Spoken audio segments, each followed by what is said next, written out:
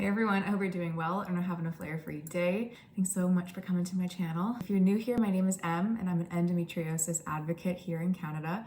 And everything on my channel is related to living life with a chronic illness, as well as a little bit about my pregnancy journey and how that's been going so far with endometriosis in the mix. I thought that today's video, I would dive into why I started advocating for endometriosis here in Canada. And if that interests you, then please keep on watching. I want to start off by saying, number one, you are not alone in your chronic illness journey. And that was the main focal point that kind of propelled me into advocacy for endo here in Canada. When I first felt my first endometriosis flare-up of pain, I felt alone and isolated, and I didn't know what that pain was. If you've seen some of my recent videos, you know that it felt as though I had my appendix exploding. My periods were never abnormal to the point where I was on the ground, but when I first had that flare-up of pain and it continued for the rest of my life, I felt like my body was working against me. I felt like my body was weird or abnormal, and no one talked about it around me. No one had endo in my circle, and so I felt alone. And part of my advocacy journey is being more vocal about it, because I never want someone to have that experience where they feel alone or isolated with what they're going through. Because one, that's like the worst thing. That's like part of a chronic illness journey, is probably feeling that isolation and that loneliness of trying to explain to those outside of the pain what it feels like, or outside of that medical gaslighting journey of how hard it can be to get a name to your pain. Over the course of years living with endometriosis, there was not a lot of research out there to support my journey. And I felt as though, with women's health, it was just not something that was focused on. And when I did my own research, I realized more and more that endometriosis impacts so many people, 1 in 10, and probably more, because the research is probably super out of date as we're making this video.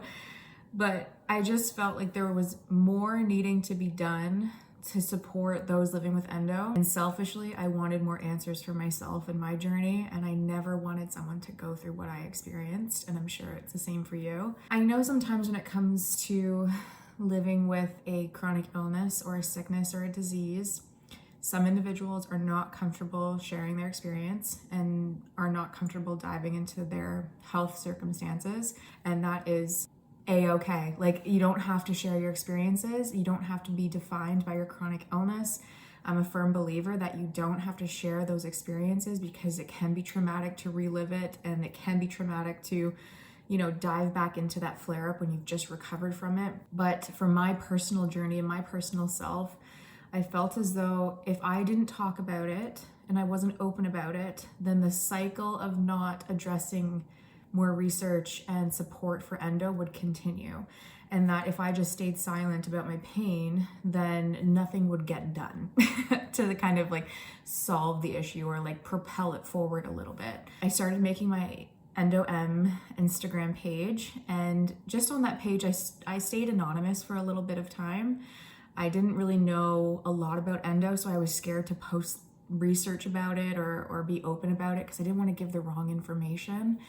But when I became more confident in my research skills and my communication with the social media, network that lived with endo, I felt more comfortable sharing myself and my story. And it kind of just propelled from there. Starting social media really gave me an outlet for the pain I was experiencing in a very welcoming environment. I feel like sometimes when you're with your friends or family, if you keep talking about the pain you experience, and this is just potentially my experience, but you don't want to overwhelm your friends and family with, oh, she's always down or she's always in pain, because that might be the case. But I also didn't want them to be feeling bombarded with my problems or my issues or my concerns. So I turned to social media to really vent, and I turned to social media to feel less alone in my journey, which was amazing. And thank you so much for allowing that space to open up. If you have an open Instagram page dedicated to endo or another chronic condition, just know that that support that you provide to the community helps, and it makes others feel less alone. And yeah, I just felt less alone, and that's why I kind of continued with my advocacy via social media at the beginning. I started opening up a little bit more on my personal one, and it was nerve-wracking because you never know what your friends are going to say, especially with endo, because there are taboo symptoms associated with it, like painful periods or menstrual cycles. So I opened up a little bit more on my personal Instagram, and I felt like the friends that I knew growing up or the friends that I met along the way, a lot of them had endometriosis as well, and were open and sent me messages saying, hey, I live with this too, or like, oh, I actually have painful periods as well, and how did you get a doctor? And it just opened up my eyes to that I was surrounded by so many people back when I felt alone, that I actually wasn't alone. And by being open and vocal about endo and providing more education and awareness around it, that it actually wasn't that scary to talk about. And so the more I was on social media and the more I was sharing, the more I was fueled to be more vocal and really create change. So my professional career for the past 7 years has been a federal lobbyist. So what that basically means is that I have clients and I advocate for their interests, and I go to the federal government and try and change legislation and policies to support my clients' interests, if that makes sense.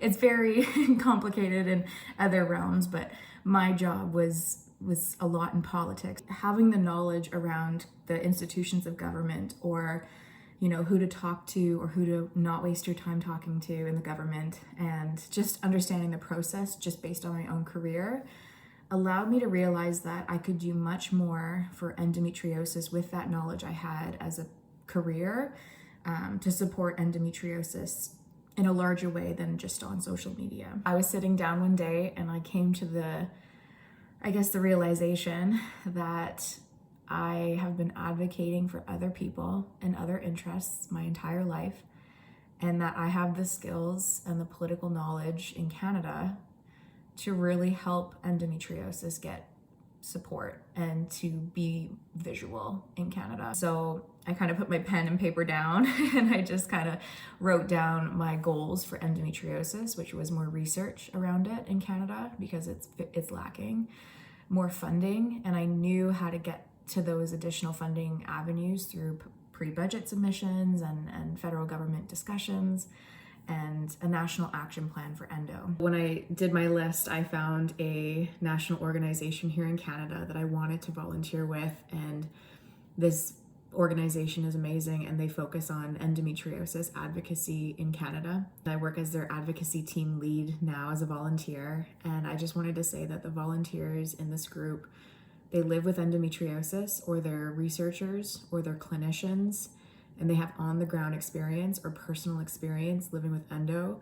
And I think having those diverse experiences makes policies stronger and makes our advocacy stronger, because it's not just one experience with endo, and it's not just one lens that we're looking at, which I think is so important when you're trying to make change, because it needs to work for everyone with endo, not just those living in urban centers or with a certain symptom case for endo. It needs to work for everybody. I've been really happy and I'm really excited to keep working and volunteering with this group. And I want to just stress that if you are advocating for endometriosis or another chronic condition or whatever it may be, please do not get discouraged, because advocacy takes time and policy development takes time.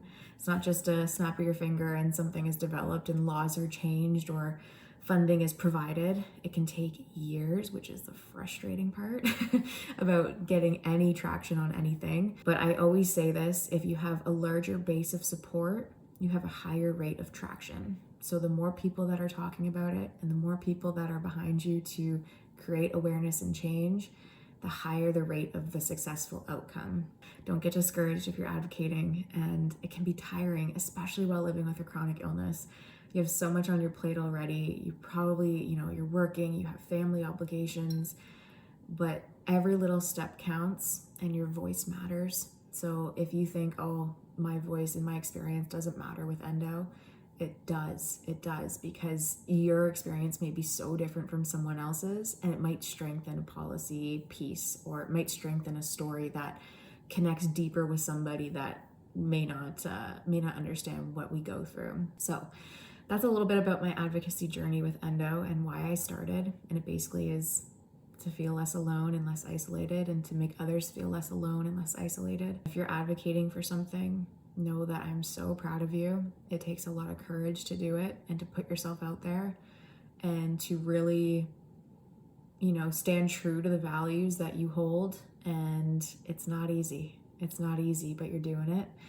And I'm just so incredibly proud of you, and keep going, because it's worth it. It is worth getting answers and support and resources where it matters most. So yeah, that's a little bit about my journey with advocacy for endometriosis here in Canada. And I'm so curious if you have done anything in your advocacy journey, whether you've started a anonymous Instagram page or social media page around it, whether you've talked to a friend just to give them more insight into the disease, or if you're just journaling and getting to the point where you're coming to terms with your journey. Just would love to know what you're doing in the comments down below if you feel comfortable sharing. My DMs are also open on Instagram. I'm currently on maternity leave now, so I have time to respond and answer back, but know that you're not alone. And I'm just so incredibly proud of you with every step you're taking. If you think it's a baby step, it's probably a big step for the endometriosis community. With that, I will talk to you on the next one.